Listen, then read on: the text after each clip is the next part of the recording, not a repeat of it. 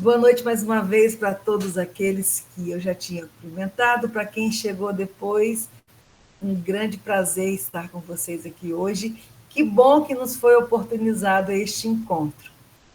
Quero agradecer a Tereza por esse convite e pela oportunidade de rever todos vocês, ainda que virtualmente. Hoje, então, nós vamos refletir sobre fé e singularidade. E aí a gente inicia perguntando o que é fé, né? Eu tenho certeza que todo mundo aqui tem um conceito formado dentro da sua cabeça, do seu coração. Cada um é convicto de sua fé. Mas a gente vai buscar hoje o Evangelho, vamos buscar Emmanuel. Hermance do Fo tem um capítulo chamado Fé e Singularidade também, que é muito interessante. E aí vamos ver o que esses queridos benfeitores trazem para nós nessas reflexões. No capítulo 19 do Evangelho segundo o Espiritismo, chama Fé Transporta Montanhas, diz assim: entende-se por fé a confiança que se tem na realização de uma coisa, a certeza de atingir determinado fim. A fé sincera e verdadeira sempre é sempre calma e faculta a paciência que sabe esperar. Olha bem, a fé sincera e verdadeira é sempre calma e faculta a paciência que sabe esperar. Por aqui nós já podemos começar a pensar. A minha fé é assim? Eu sou calma e sabe esperar? Quando estou frente a um problema, como que eu me comporto? Eu respiro, calma, oro, confio no Pai e aguardo.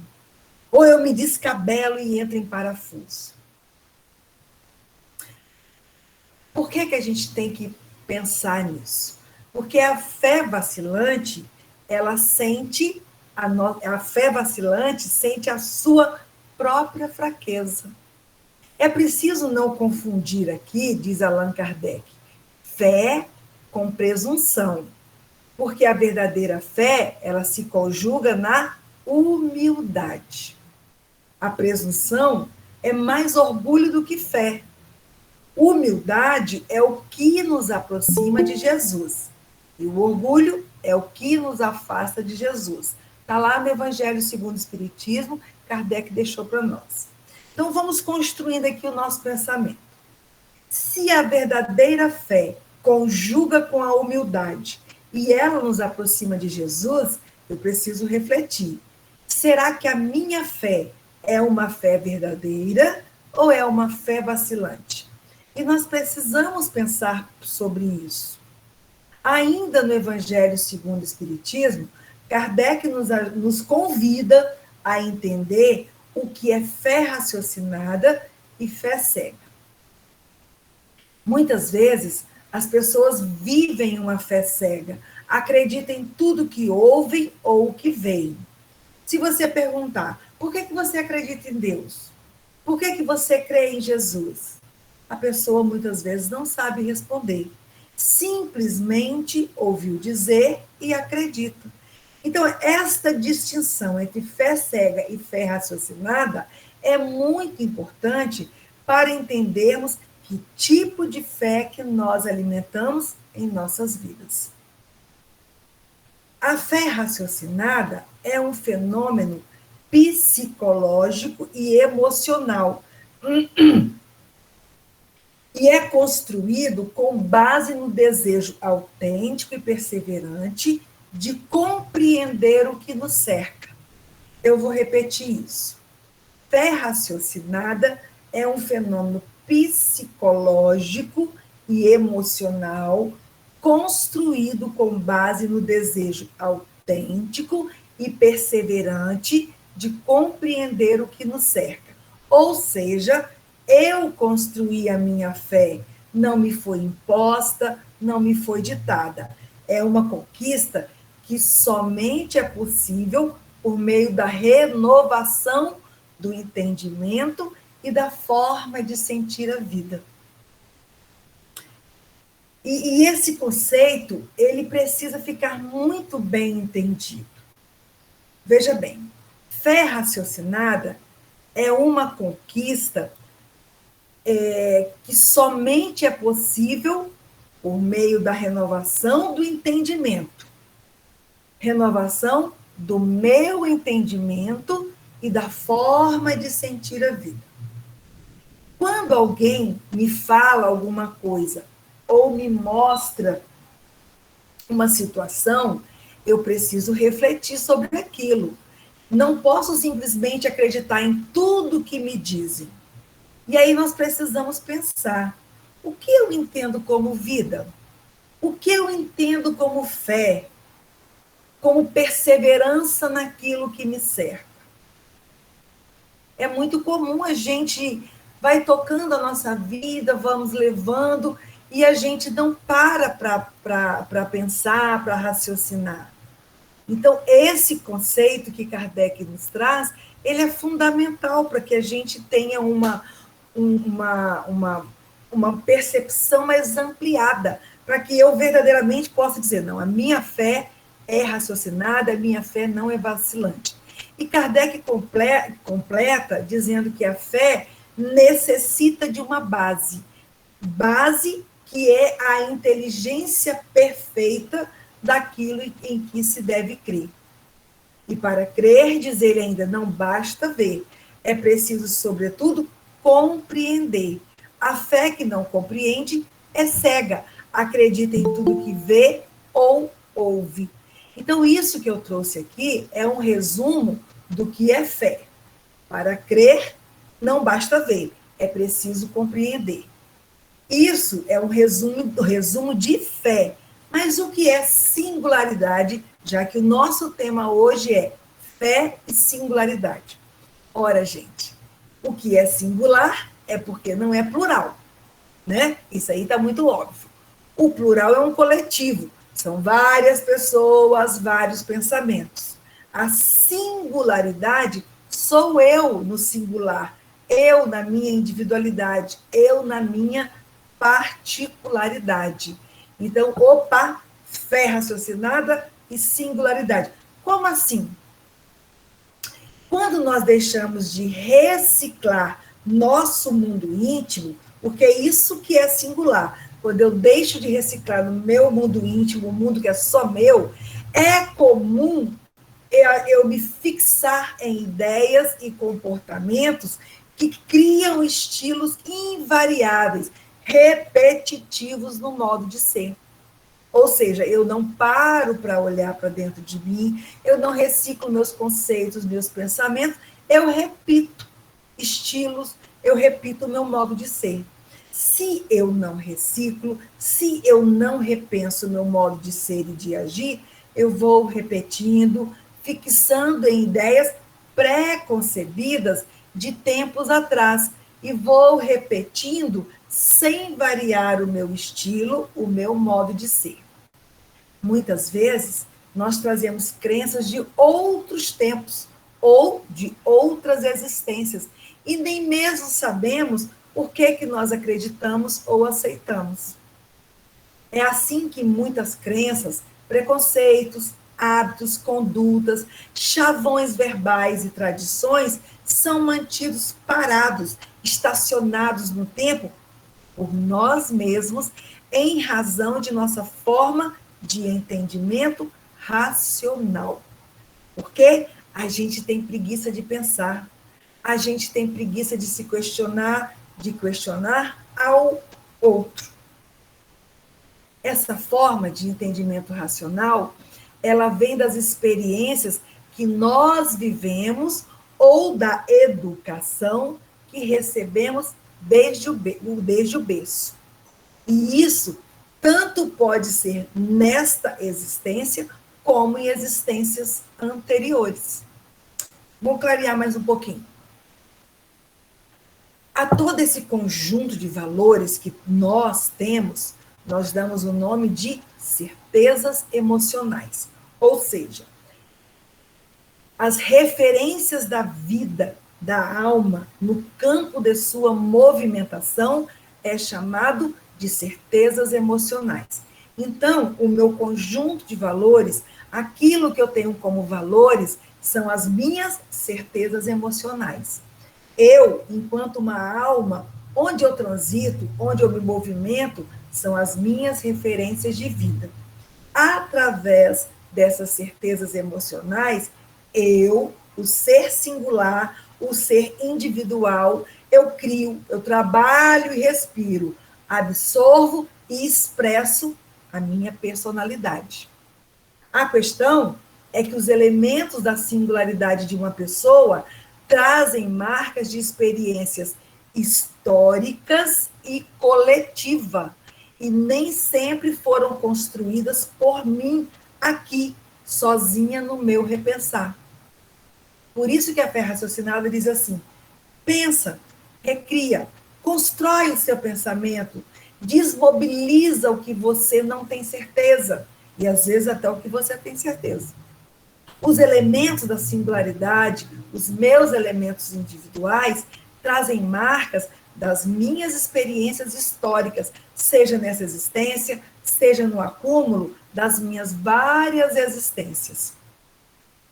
Então, experiência histórica e coletiva de quem viveu comigo. Quer ver uma coisa? Quais são os traços que caracterizam uma pessoa? O caráter, as ideias que são formadas, os pensamentos, não é mesmo? Como exemplo, nós podemos citar as crianças. Quando as crianças se desenvolvem, elas tendem a ser um reflexo da educação que receberam ou estão recebendo dos seus pais. Então, quando a criança externa essa ação, ela está demonstrando, está expondo a sua experiência histórica e coletiva. Experiência histórica é o acumulativo da existência dela, é o coletivo daquilo que viveu com quem está ao seu redor. Então, experiência histórica é o somatório do que ela aprendeu com os pais, com os avós, com os tios. É histórico porque é acumulativo das experiências dela e é acumulativo porque ela não aprendeu sozinha. Muito pelo contrário, ela aprendeu por observação, por orientação. Então, ao longo do nosso período de vida, desenvolvemos desde crianças ações que vão nos ajudar em nossa convivência com as pessoas na sociedade. O que nós precisamos entender? Considerando o nosso estágio evolutivo na Terra, é que essas certezas que trazemos encontram-se entorpecidas pelo materialismo, ou seja, imobilizadas, sem movimentos, paralisadas, em milênios de repetição, se considerarmos o fenômeno psicológico da permanência. Mas o que é o fenômeno psicológico da permanência? O fenômeno psicológico da permanência é a ilusão de querer manter para sempre em minhas mãos, vou falar de mim, de querer manter sempre em minhas mãos aquilo que foi alvo de minhas conquistas. Aquilo que eu conquistei, eu quero manter em minhas mãos, em meu controle. Então, isso é o fenômeno psicológico da permanência. Eu não admito abrir mão disso. Quantas vezes a gente diz assim, eu não admito abrir mão dos meus conhecimentos, da minha fala, das minhas convicções, do meu pensamento, do meu. Quem de nós nunca se expressou pelo meu? Porque, gente, o individualismo existente em nós, ele cravou traços morais e intelectuais em nós que são marcantes para o meu, e em detrimento do nosso. É meu filho, é minha palestra, é minha casa, é minha família, minha casa espírita e até minha religião. Nós cultivamos com muito gosto o meu e não o nosso. Então, esse é um fenômeno do qual raríssimas vezes nós escapamos.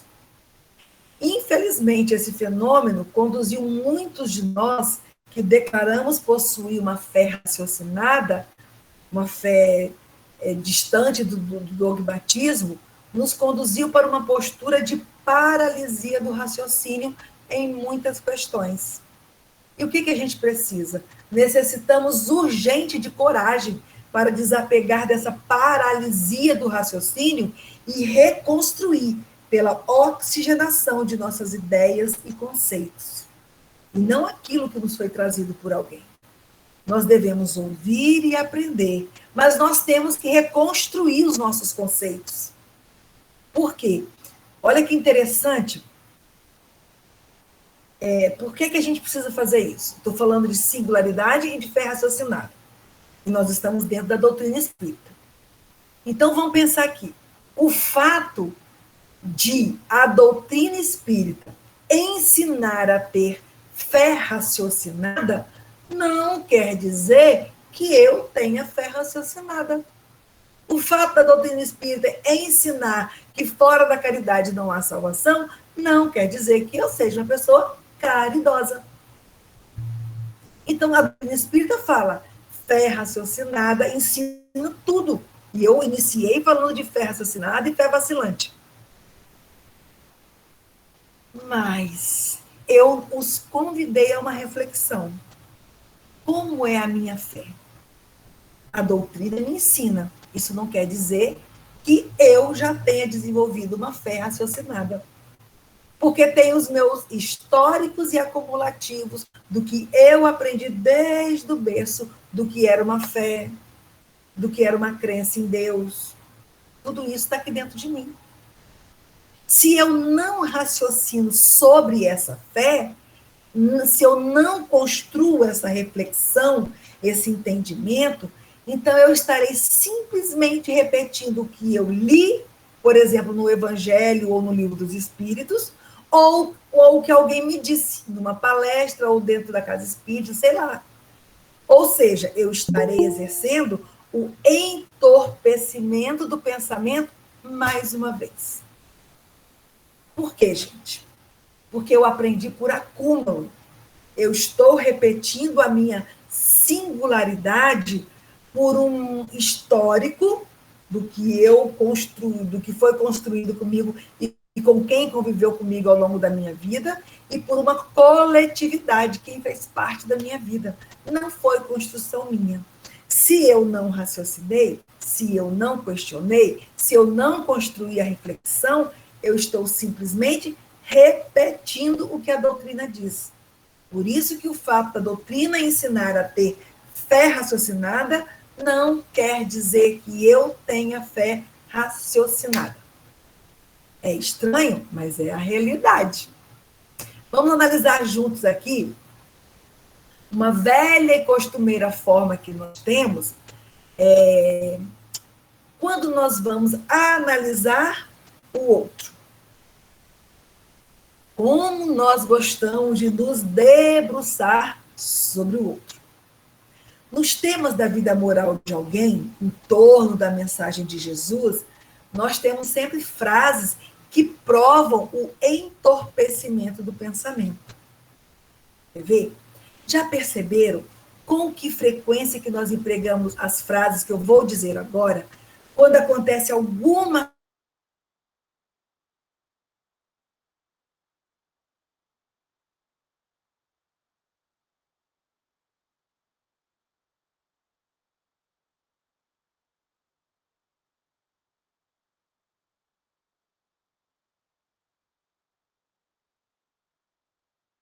durante a minha existência terrena, foram construídos verdadeiramente pelas minhas experiências, pelo meu repensar, pelo meu conhecimento, pela minha prática do Evangelho, ou são conhecimentos que eu adquiri em função das convivências, simplesmente? Então, o objetivo, quando eles fazem isso no Hospital Esperança, o objetivo é que o espírito, ao rever os conceitos enraizados nele, passe por um turbilhão que vai ferver em sua mente. Para quê? Para que ele se solte dessas convicções tão arraigadas e se integre, então, ao divino mecanismo de mutação. Aí eu volto a perguntar para mim e para vocês. A minha fé é raciocinada de verdade? Voltando ao exercício que é feito lá, que o Bezerra sugeriu que ela passasse para nós. Nesse exercício com etapas variadas, o participante, então, tem acesso às suas matrizes emocionais que conquistaram em muitas existências e que funcionam como ilusões certezas e carregam para a vida no mundo espiritual. A gente foge desse encontro com a gente mesmo e se esconde das ilusões que nós carregamos ao longo de nossas vidas. São certezas movidas por ilusões porque a gente não quer se encarar frente a frente no espelho. Joana de Ângeles fala isso muito. É mais fácil eu dizer que o problema é do outro. É mais fácil eu falar que o problema da fé é do outro. É mais fácil eu criticar quando alguém tem um problema, dizendo que é falta do evangelho, que é falta de Jesus em sua vida. Será que eu estou vivendo essa fé e esse encontro com Jesus que critico tanto do outro? Uma das primeiras e mais motivadoras perguntas nessa tarefa, destinada especialmente aos seguidores de Jesus, é exatamente a que nós nos referimos acima. A pergunta que é feita lá no plano espiritual. Por que não se vive o evangelho? Porque nós que falamos tanto de amor, da vida de Jesus, não praticamos o evangelho?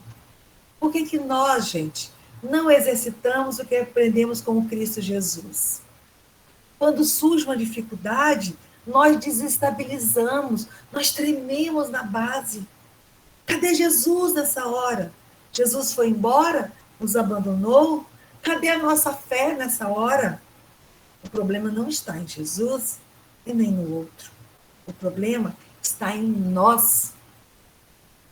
Então a gente pode pensar: o que impede o homem de aplicar os ensinos de Jesus no seu dia a dia?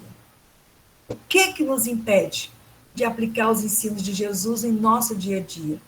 Por que tem havido tanto discurso e pouca prática nos últimos 2000 anos da Terra? Pouca considerando o tanto de existências que nós temos vivido. Nós estamos cheios de letras e verbos em nossas vidas, cheios de intelectualidade do Evangelho, mas do exercício do amor, da vivência do amor, nós ficamos a desejar. Nós enchemos o peito para dizer que somos cristãos, que seguimos o Evangelho e seguimos Jesus. Será, meu Pai? Será que verdadeiramente nós estamos seguindo como nós deveríamos? Hermâncio faz questão de ressaltar que ninguém, em sã consciência, deixa de aplicar intencionalmente o que aprendeu. E se o faz, ainda assim, existem questões muito profundas na intimidade do ser que merecem uma análise madura e caridosa. Quando a irmã se diz que ninguém em sã consciência deixa de aplicar intencionalmente o que aprendeu, eu me reporto à frase de Jesus, quando ele disse que o homem do mundo é mais frágil do que perverso. Para mim, essa frase de Jesus é muito profunda. Ela traz imensos aprendizados e reflexões. Então, gente, antes de nomear essa atitude do outro como hipocrisia ou como má fé, seguramente nós precisamos entender.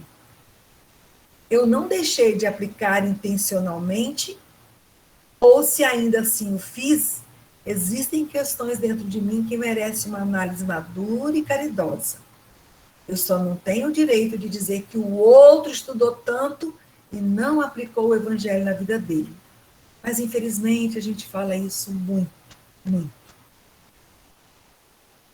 Então, resguardar-se nessa afirmativa de que a origem de todos os nossos problemas e dores é devida à falta da nossa vivência evangélica, tem levado muitos corações ao simplismo.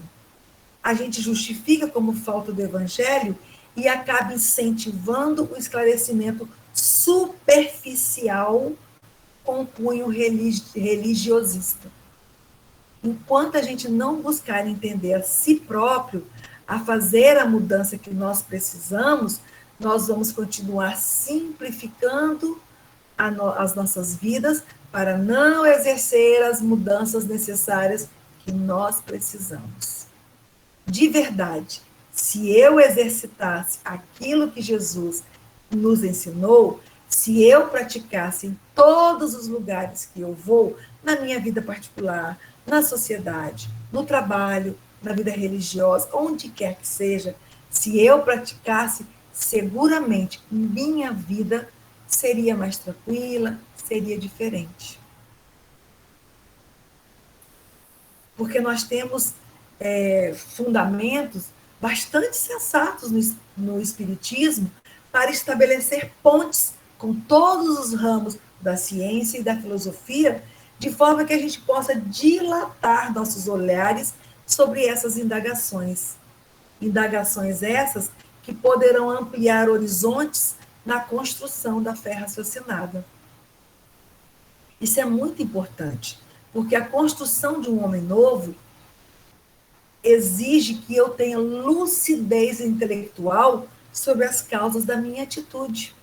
Lucidez intelectual, mas isso só será possível se eu abandonar as visões fixas que trago, e me apeguei, e ampliar as minhas perspectivas de compreensão.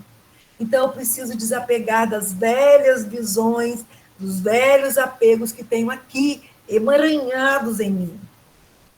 A construção de um homem novo exige um repensar, exige uma mudança de comportamento, de pensamento, de atitude. Não posso viver à custa do que pensam os outros. O outro pensa. Eu pego esse pensamento e trago para mim por preguiça de pensar, de raciocinar, de ler. Então, eu preciso refletir, me questionar, me provocar, construir as minhas certezas. Por quê? O desenvolvimento da fé raciocinada não ocorre por osmose, e sim por etapas que dizem respeito à singularidade de cada criatura. Ou seja, eu tenho que desenvolver a minha construção de pensamentos. Cada um é cada um. Nossas etapas históricas e acumulativas são diferentes. Aqui nessa sala agora, cada um tem um histórico diferente, está em etapa diferente, tem acumulativos diferentes. Então, o que é mesmo singularidade? Nós falamos no início, vamos recordar? Eu disse que os elementos da singularidade de uma pessoa trazem marcas de experiências históricas e coletiva, e são os traços que caracterizam a pessoa, como caráter, ideias e pensamentos.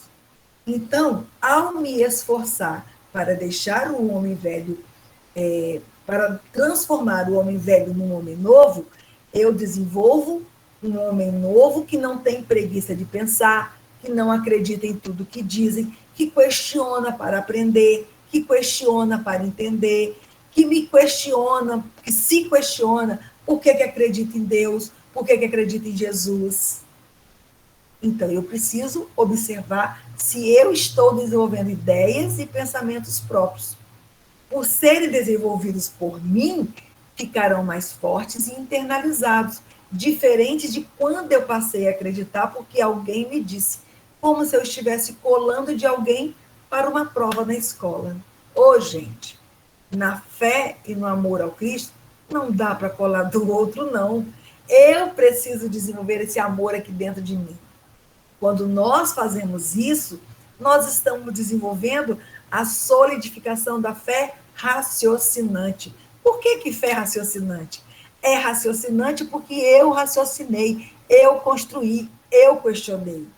Se eu colocar simplesmente que possuo uma fé raciocinada, eu posso concluir que as noções de doutrina, por si só, são suficientes para gestar a minha fé automaticamente. Entretanto, não é isso que acontece, porque o desenvolvimento da fé pensante não ocorre por osmose, e sim, como eu disse, por etapas pertinentes à minha singularidade, à singularidade de cada criatura. Não existe fé raciocinada coletiva. Não é porque a doutrina espírita nos esclarece com tanta precisão o que é fé raciocinada que nós todos, por sermos espíritas, teremos fé raciocinada. Cada um vai desenvolver a sua fé raciocinada.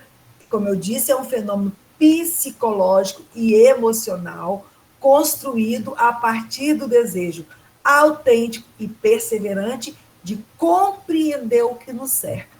Conquista somente possível através da renovação do entendimento e da forma de sentir a vida. Então, gente, fé raciocinante é uma conquista individual. Construção íntima e pessoal não pode ser considerada como adesão automática a princípios religiosos ou ideias que nos parecem aceitáveis e convincentes. Eu não posso aceitar porque alguém aceitou e me disse que é bom. A fé raciocinada somente será lograda quando eu aprender a pensar a moral, a minha moral, a pensar sobre mim mesmo e debater sobre as minhas vivências interiores com espírito de liberdade, distante da censura, das recriminações, com coragem para me distanciar dos velhos estereótipos de fé. Por quê? Porque a chamada conscientização é uma conquista intransferível, individual. Somente possível quando nós permitirmos a nós mesmos analisar a nossa singularidade, a nossa individualidade, a nossa particularidade com amor e ternura, sem punição, sem culpa. Não existe melhora íntima concreta sem trilharmos essa vivência emocional. Então, a boa nova espírita tem que saltar da ilha da inteligência, tem que saltar do plano do intelecto, tem que saltar do plano das letras e verbos e integrar o reino do coração. É necessário abolir as fantasias do que deveríamos ser e aplicarmos a sentir o que somos de fato. Precisamos trabalhar com o nosso eu real. O eu ideal só vai existir quando eu aprender a trabalhar o meu eu real. Quem eu sou hoje, o que eu preciso viver, o que eu preciso transformar. Enquanto eu viver de utopia, com ideias e singularidades construídas pelos outros, eu não estarei vivendo a minha realidade. No livro Passos da Vida, Emmanuel, ele diz assim: é tão penoso viver o evangelho, porque em verdade é penoso o contato com o nosso eu real, para o qual toda a mensagem de Jesus é dirigida. A mensagem de Jesus é dirigida aos nossos corações. Quando Jesus fala aos nossos corações e a gente sente e não está vivendo o que ele está ensinando, isso chega a doer dentro da gente e temos vergonha. Por isso a gente foge. Isso é Emmanuel que está falando, não sou eu, não. Para evitar esse contato, a mente, então, capacitou-se a gerir as ilusões em milênios de experimentações, sendo muitas delas um mecanismo de fuga e proteção para nos isentar do contato doloroso com a verdade sobre nós próprios. E aí ele diz assim ainda nesse livro: quanto mais fugirmos desse contato doloroso com a verdade, mais estaremos adiando o nosso encontro com o Cristo, o nosso encontro com a vivência do Evangelho. Gente, isso aqui de Emmanuel, assim, diz tudo. Fecha com tudo, não é verdade? Então, precisamos fazer uma reflexão. Lancemos-nos a essa intrigante questão sobre quais são os motivos pessoais de não vivermos o Evangelho. Vamos perceber que isso vai emergir para a consciência todo um manancial de reflexões e com eles nós haveremos de trabalhar em favor da nossa maturidade. Sabe aquela bula que vem remédio, aqueles papeizinhos para a gente saber como é que usa, contraindicação? Então, a bula universal da palavra cristã, para cada um de nós, ela tem dosagens e componentes específicos conforme o estágio espiritual em que nós nos encontramos. E por isso que não é oportuno copiar receitas de outros.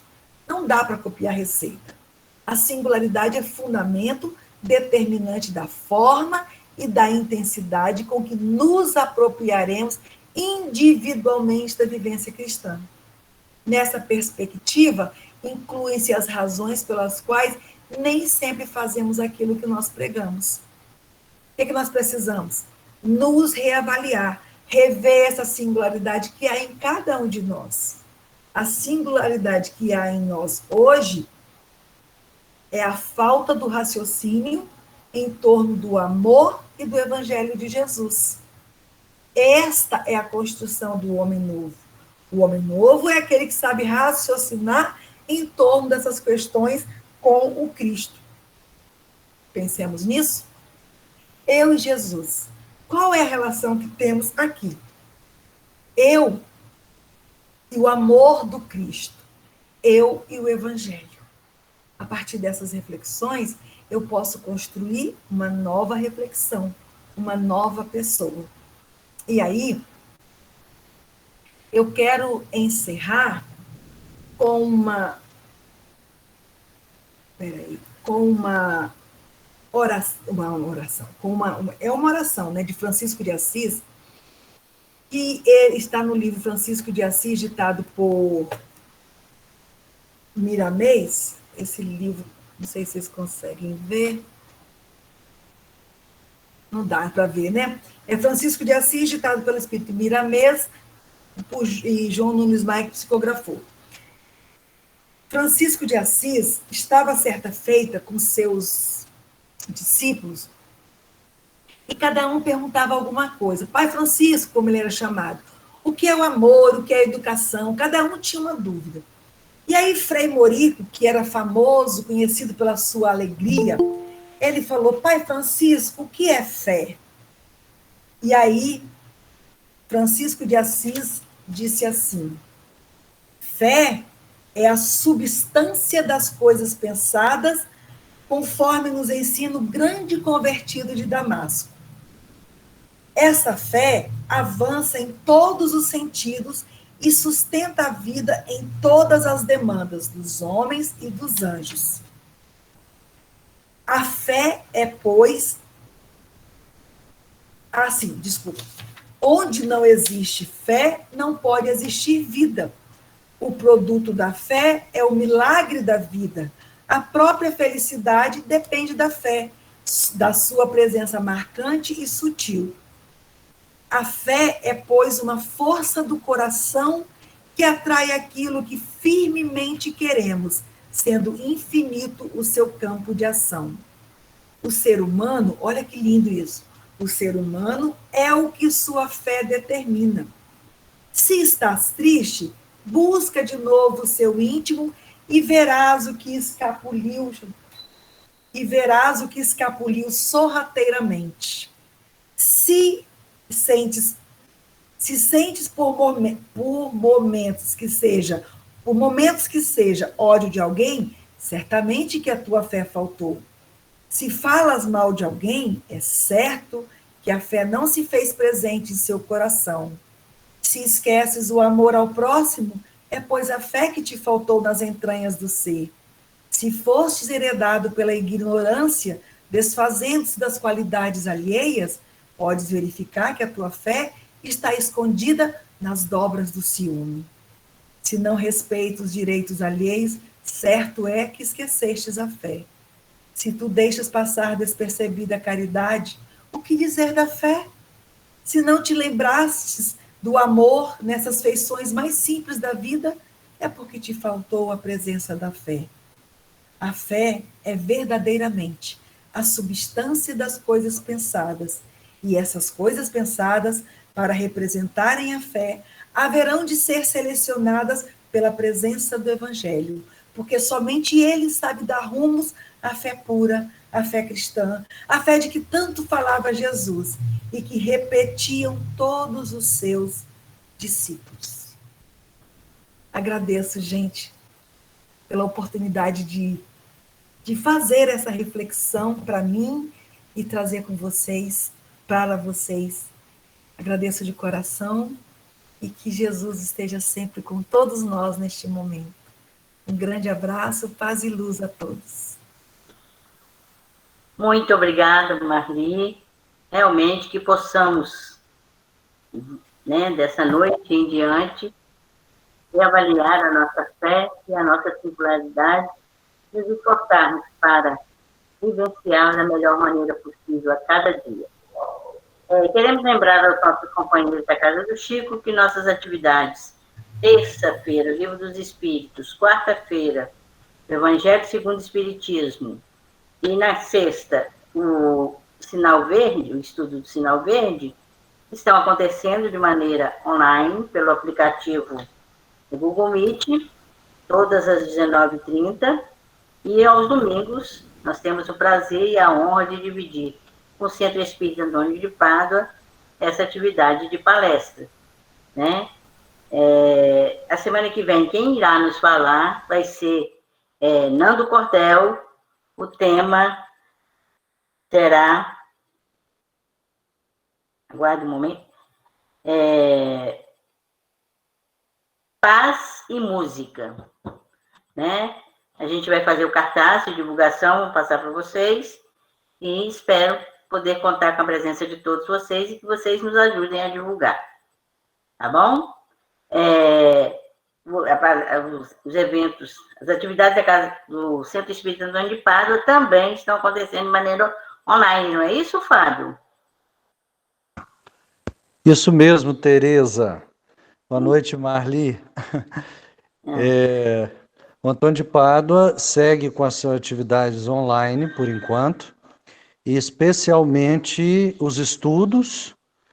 E nós estamos, Tereza, vou dizer em primeira mão aqui, programando o retorno da primeira atividade presencial para outubro, que será o Evangelho da quarta-feira, mas nós vamos preparar essa divulgação adequadamente e traremos posteriormente, tá bom? Joia, querido. Alô, muito obrigada. Marli, querida, você pode, por gentileza, fazer a prece de encerramento para nós? Posso, e se você me permite, Tereza... Permito. O que você quer. Eu vou fazer uma oração, mas eu vou fazer uma oração que Francisco de Assis fez na igreja de São Rufino. Eu sou apaixonada por Francisco de Assis, e claro, né, gente? Então, um dia, ele estava perto da igreja de São Rufino e ele viu uma árvore imensa e aqueles serzinhos, micróbiozinhos pequenininhos entrando e trabalhando. E ele deitou-se ao chão, encantado com aquilo, e Francisco tudo virava poesia e música, né, na boca e no pensamento. Então, ele fez uma poesia que depois virou uma música, e se me permitem, eu gostaria de fazer essa oração dele como oração final. E ele diz assim, então eu os convido agora a serenar o coração com Jesus, com Francisco, para que a gente possa receber essa energia de amor que de Francisco, dos mentores dessa casa. Francisco diz assim: grande artífice da verdade, aqui estamos nesta casa do teu coração, como servos penitentes em busca da perfeição, e queremos encontrar os meios que nos fogem da razão. Pedimos-te a paz, Senhor, mas que ela não nos venha na feição da preguiça. Pedimos-te a luz, mas não permita, Senhor, que ela nos leve a cruzar os braços no conforto das claridades. Pedimos-te, Senhor, que nos ajude a perdoar, sem nos afastar daqueles que por vezes nos ofenderam. Pedimos-te, grande força do universo, amor, muito amor, sem que ele exija nada de ninguém. Pedimos-te, Senhor, que nos dê o pão de cada dia, sem que esse pão nos leve ao egoísmo, e que possamos reparti-lo com os que têm fome.